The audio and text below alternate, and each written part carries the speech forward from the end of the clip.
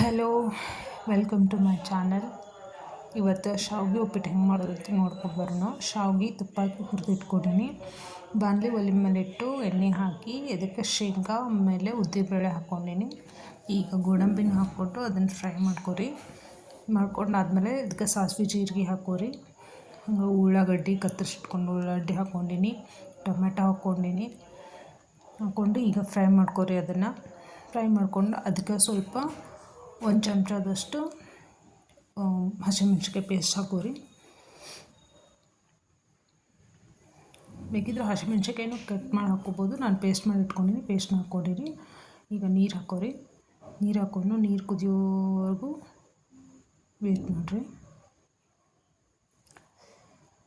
ನೀರು ಕುದಿ ಬಂದಮೇಲೆ ಶಾವಿಗೆ ಹುರಿದಿಟ್ಕೊಂಡಿರೋ ಶಾವಿಗೆನ ಅದಕ್ಕೆ ಹಾಕ್ಕೊಂಡು ಒಂದೆರಡು ಸತಿ ಕೈ ಆಡಿಸ್ಕೊಂಡು ಮೇಲೆ ಮುಚ್ಚಿಬಿಡ್ರಿ. ಸಣ್ಣ ಉರಿಯಲ್ಲಿ ಮುಚ್ಚಿಬಿಟ್ರಿ. ಈಗ ಶಾವಿಗೆ ಉಪ್ಪಿಟ್ಟು ರೆಡಿ.